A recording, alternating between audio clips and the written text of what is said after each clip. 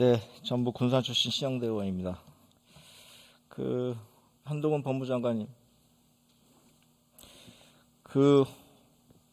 뜬금없는 질문인데요. 혹시 최인호 작가가 쓴 상도라는 소설 읽어보신 적 있습니까? 혹시 드라마로 했던 거? 네, 그렇죠. 네. 책은 못 봤고 드라마를 드라마는 다 보셨어요? 꽤 봤던 것 같습니다. 네.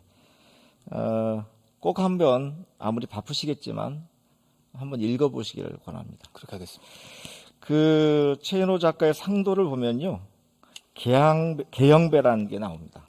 이게 어떤 거냐면 넘침을 경계하는 잔한 뜻으로 잔에 7알 이상을 술을 채울 경우 모두 밑으로 흘러내려서 벌어집니다.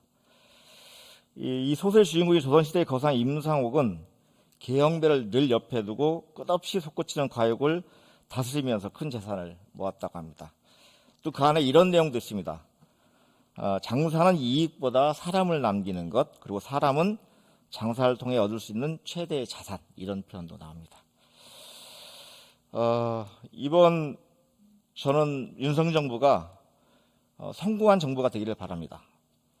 대한민국 미래를 위해서 꼭 필요하다고 생각합니다. 그런데요, 성공한 정부가 되기 위해서는 통합을 실천하고 내 사람을 쓰고 싶은 과욕을 다스려야 되는 겁니다. 검찰 출신 측근 인사 챙기려다가 결국은 실패한 정부가 있다는 것을 끊임없이 경계해야 된다고 생각합니다. 우리 장관께서는 아까 여러 의원님의 질의에 인정하지는 않으셨어요. 검찰 공화국이라는 표현에 대해서 인정하지 않겠다 이런 말씀하셨습니다. 예. 근데 어쨌든 민주당이 아무리 야당이 반대해도 총리를 제하고는 대통령 비서실이든 내각이든 대통령 뜻에 따라서 모두 다 임명할 수 있습니다. 우리가 청와대에서 청와대가 아니죠. 대통령실에서 인사를 할 때 인사 추천을 누가 합니까? 제가 잘 모르는데 말씀해 주시면 배우겠습니다. 네, 아니 인사기획관이 계시고 인사비서관이 계시니까 그분들이 추천을 하겠죠. 추천하면 검증은 이제 어디서 하는 거죠? 인사 추천자에 대한 검증. 지금까지는 대통령실에 했었는데요. 그 기능 중에 일부를 법무부로 지금 이제 법무부로 이관돼서 이제 법무부에서 인사 검증을 하는 거죠. 네, 과거 민정비서관의 역할을 안 지금 법무부에 하기로 했으니까요. 아직 발표했으니까. 안 돼 있습니다. 네, 그렇게 지금 발표를 했으니까 아마 검증은 이번에 법무부에서 안 했습니까? 제가 이틀밖에 안 돼서요. 저희가 네. 그 체제가 기구를 지금 만드는 준비를 지금 시작하고 있는 네, 정도로 그렇게 하고 지금 그래서 이번에 민정수석이 없던 거고 인사수석 자리에 인사기획관이 있는 거고 인사비서관은 그대로 있는 거고요. 그리고 공직기강 비서관이 있는 건데 제가 드리고 싶은 말씀은 이런 거예요. 우리 이제 장관께서 취임사하시면서 이런 말씀 하셨어요. 사회적 강자도 엄정히 수사하는 공정한 검찰을 만들겠다 표현하셨습니다. 그러고 싶습니다. 네, 꼭 그렇게 하셔야 되는데 이 사회적 강자의 검사가 포함됩니까 안 됩니까? 당연히 포함된다고 생각합니다. 네, 그러죠. 어떻습니까? 이번에 공직기강 비서관이라는 건 어떤 자리인 줄 아시죠? 공직기강 비서관의 기존에 있었던 제가 정확하게 청와대에서 어떻게 새로 이제 바뀌면서 어떤 업무 부장을 했는지 정확하게는 모르겠습니다. 검찰 몇 년 계시다 가셨죠? 한 20년 좀 넘게 있습니다. 20년 가시고 검사장까지 올라가셨던 거죠? 예. 검사장 올라갈 때 검증 받으셨잖아요. 예. 그리고 공직에 계시면 공직기관 비서관실에서 여러 가지 비위행에 대해서 감찰하는 거 다 알고 계시잖아요. 다 모른다고 하실 일은 아닌 것 같은데. 아니요, 제가 뭐 그걸 부인하는 게 아니라 네. 새로 바뀐 체제를 정확하게 모른다는 말씀입니다. 네. 인사기획관, 인사비서관이 검찰 출신인 거 알고 계시죠? 검찰 사무국장 출신이잖아요. 대검찰청. 복두규 씨로 복두교 사무국장. 인사를 검찰 출신 두 분이서 추천을 하시고. 자, 인사 비서관이 누군지는 제가 잘 모르겠습니다. 이현무 인사비서관이잖아요. 제가 보기에는 제가 네. 듣기로는 인사 비서관이 아닌 걸로 잘 모르겠습니다. 네네. 어쨌든 인사기획비서관과 인사비서관이 현재 인사기획관과 인사비서관이 지금 검찰 출신입니다. 그리고 이제 검증은 이제 검찰 출신이신 우리 한동훈 장관 중심으로 한 팀에서 이제 검증을 하실 거고요. 또 공직기강 비서관은 인사가 완료된 대상들 대상으로 향후에 일어날 수 있는 비위 행위랄지 여러 가지 문제점에 대해서 감찰 활동하는 게 공직기강 비서관의 역할이죠. 근데 공직기강 비서관이 지금 누가 된 걸 알고 계시잖아요. 보도로 봤습니다. 네? 보도를 통해서 봤습니다. 원래 잘 모르시는 사이인가요? 예전에 한 20여 년 전에 한 번 근무한 거와는 특별한 인연은 없습니다. 네. 근데 어쨌든 공직기관 비서관이 그 내용을 알고 계시죠? 정직 처분을 받은 내용들은. 예, 그런 식의 지금 논란이 있는 걸로 알고 있습니다. 그러면 그 정직의 내용은 어떤 내용인지 알고 계신가요? 보도를 본 정도 뭐 말씀해 증거를 보십시오. 보도 본 내용대로 말씀해 보십시오. 증거를 잘못된 증거를 걸러내지 못하고 제출한 책임으로 알고 있습니다. 네. 그래서 정직 받으신 거고 본인이 그 실제 징계 내용까지는 잘 모르겠습니다. 최종적으로 정직 징계를 받으신 건 확실한 거잖아요. 제가 징계에서 어느 정도 수위 나는지 모르겠는데요. 하여튼 그걸로 징계가 있었다는 것 정도까지 알고 있습니다. 그런데 어쨌든 그 검찰의 가장 중요한 기능 중에 하나가 공소유지와 그 공소 과정에서의 증거 능력을 정확히 판별하는 게 중요한 기능이 아니겠습니까? 근데 그런 것들을 본인의 실수가 됐든 또는 고의적으로 묵인했든 이런 부분이 인정받아서 정직을 받으신 건데 이런 부분들이 과연 공직기강 비서관으로서 우리 공직자들을 감찰할 수 있는 도덕적인 또는 능력이 있는 것인지에 대해서 어떻게 판단하시는가요? 의원님, 그 인사는 제가 하는 게 아니기 때문에 제가 뭐 판단을 할 문제는 아닌 것 같고요. 말씀하신 지적도 충분히 새겨 들을 만한 지적이라고 생각합니다. 어느 누구든 제가 국회의원이 아니라 일반 국민 충분히 납득할 수 없는 인사인 건 아니겠습니까?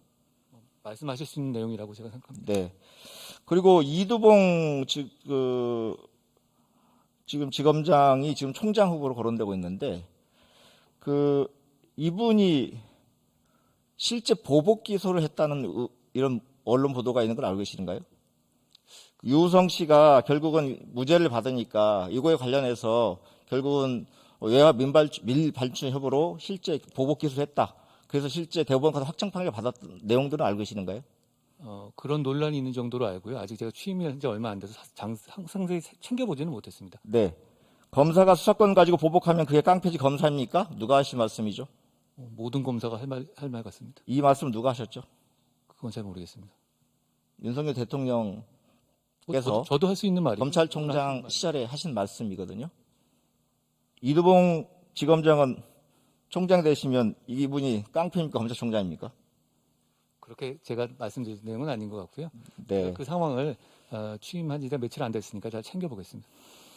이런 인사들이 결국은 야당의 반대가 있다 하더라도 윤석열 정부가 강행하고 있는데요. 이렇게 되기 시작하면 결국은 아까 제가 상도의 개형배를 말씀했던 것들은 말씀드린 것처럼 주변을 경계하지 않고 끊임없이 폭주하는 이런 정부는 결국 실패할 수밖에 없다. 이런 말씀을 드립니다. 잘 새겨듣겠습니다.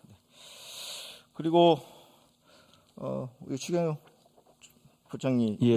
기획재정부 장관님 그리고 또 국무총리 대행도 하시는 거죠. 예, 지금 그렇게 됐습니다. 자, 내일 한덕수 총리 인준안 표결이 있을 것 같은데요. 그 내일 표결에서 한덕수 부총리가 부결되면 대한민국은 앞으로 윤석열 정부 5년 동안 총리 없습니까?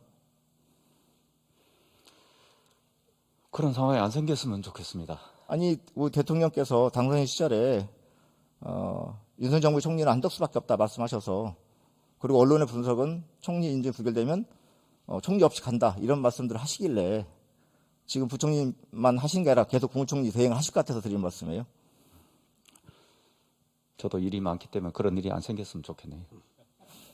그러면 좀 야당의 입장과 생각에 귀 기울여 주시는 이런 정부가 될 수 있도록 예, 공직 대행의 자격으로 대통령께 말씀해 주시기를 부탁드립니다. 안 하실래요? 예, 우선 상황을 보고 제가 말씀드릴 계제가 되면 드리겠습니다. 네. 뭐 여러 가지 이제 이번에 추경의 재원 그리고 기재부의 추계에 대한 문제점들에서 많은 의원님들이 지적하셨고 앞으로 계속 나오실 것 같으니까 그 부분 좀 제가 생략하고요. 예, 좀 미진한 부분 좀 말씀드리려고 하는데 그 이번 보전금이 정부가 말하는 온전한 손실보상이 되어서 어려운 소상공인과 자영업자들에게 힘이 됐으면 좋겠다는 생각인데요. 올해 이제 방역지원금이 이제 이번에 손실보전금 명칭 바뀐 건가요? 예, 그때마다 사실은 명칭은 조금씩 달랐습니다. 네. 과거 정부에도 여러 형태의 명칭이 있었다 이런 말씀. 네. 올해 1차, 2차 방역지원금, 뭐 어쨌든 손실보전금이라 표현하든 어쨌든 간에 기간 관련해서 소상공인 연합회에서 문제제기하고 있는 건 알고 계시죠? 예. 민원 파악하고 계시죠? 예. 네.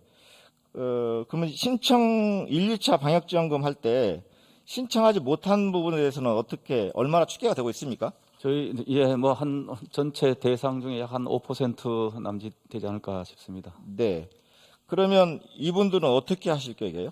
저희들이 나름대로 충분히 공고도 하고 알려드리고 했기 때문에 과거에도 여러 차례 프로그램 중에 실제로 받지 못하신 분들이 계십니다. 이유는 뭐 천차만별이겠습니다만은 그렇기 때문에 저희들이 지금 시점에 다시 그런 문제 제기를 하시는 거는 저희들이 듣고 있습니다만은 이 부분에 관해서 지금 어떻게 하기는 쉽지 않다 이런 생각입니다. 그 보험회사 같은 경우에들은 예, 그 신청 기간 얼마나 주죠? 사유가 발생한 날로부터?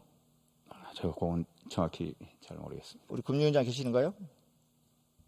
금융위원장 계세요? 몇 년입니까?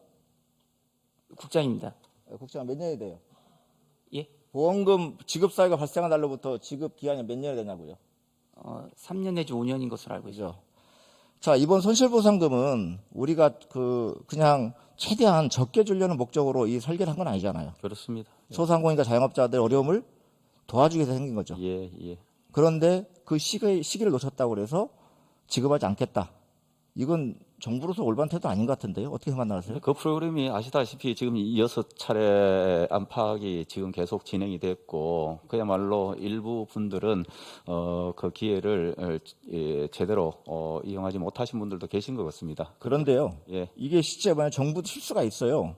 자, 중기부가 신청 마감 기한을 제대로 고지하지 않았습니다. 저 보시죠. 제 PPT 한번 보십시오. 보시면 언제까지 원래 모든 것 신청할 때 언제부터 언제까지 신청한 기간들 고지해야 되는데 안 됐습니다. 그렇고요. 마감처가 있는가 제가 보면 보십시오. PPT 한번 보시면 마감 기한 안 떠 있죠. 그러니까 처음에 들어갔을 때 클릭도 안 되고 폭주하니까 다음에 해야지 미뤘던 거죠. 그 언제 하면 된다고 생각했던 거고. 그걸 놓쳤어요, 정부에서도. 그 다음에 또 문자도 보냈더라고요. 문자 한번 보시죠. 저 보세요, 문자. 언제까지 하라는 기한이 있습니까? 이렇게 했어요. 그러니까 이것은 이번에 놓쳐도 다음에 신청을 다 받을 수 있다고 판단했던 거죠. 민간 보험사도 사유가 발생한 날로부터 3년, 5년의 기간 주면서 보험금 청구할 수 있는 시간 주는 건데 방역지원금은 소상 자영업자 도와주려는 제도예요. 최대한 어찌 보면 철학적으로 공고해놓고 시기 넘기면 신청기간 넘기면 안 주겠다 이런 의도를 갖고 한 사업은 아니잖아요. 그런데 어떻게 그 누락된 사람들 신청 놓친 사람들에 대해서 어떻게 이번에 추경 예산에 포함 안 시켜놨습니까? 취지 자체가 그렇잖아요. 이 사업의 취지 자체가 예. 어려운 소상공인 자영업자를 도와주는 사업인데 이걸 지원해서 이번 추경에 뺀 것은 문제가 있다고 생각하는데 이번에 좀 우리 애결이나 국회에서 좀 이런 사업에 대해서 진행하게 되면 동의할 의향이 있으십니까? 예, 의원님 그 부분에 관해서 저희들이 또 논의는 해보겠습니다만은 저희들은 그 부분은 굉장히 신중해야 된다 이렇게 생각합니다. 지금 개별 문자는 아마 어떨 때는 보내고 어떨 때는 기한이 없고 이렇게 한 것 같은데 저희들이 신청 기간에 관해서는 원래 공고할 때는 홈페이지 등에는 다 기간을 명시해서 그 나중에 올라갔던 사유, 나중에 수정했던 사항이고요. 그리고 이걸 한번 보고 나서 한 번 보고 다음에 안 한 분들 많고 또 두 번째로는요. 일반 기업들이 여러 가지 IT의 이런 홈페이지랄지 웹 검색이랄지 이런 거에 대해서 전문가 있는 사람들 기업들은 괜찮은데 대부분 소상공인 자영업자들 어떤 분들이 해요. 연세가 드신 분들이 또 은퇴하신 분들이 이런 분들이 조그맣게 가게 하고 있는데 이거 일일이 누가 하게 하겠습니까? 하나도 먹고 살기도 힘든 사람분들한테. 이건 정부의 도덕적인 문제를 생각한 거예요. 예산이 얼마가 더 들어갈지 모르겠지만 저는 1차, 2차에 놓친 분들은 민간도 하고 있는데 민간도 충분히 기간을 주고 있는데 어떻게 정부가 이렇게 일을 합니까? 예, 나름대로 적지 않은 기간을 줬다고 생각하는데 이번에 만약에 추경안이 마무리되면은 이번에 할 때는 개별 문자 보내는 것까지 아니, 세심하게 살펴서 1, 하도록 2차 하겠습니다. 못 받으신 부분 예, 그 부분에 기간을 관해서 정확하게 정부로부터 고지받지 못해서 언제든 신청하면 된다고 생각했던 분들, 이런 분들에서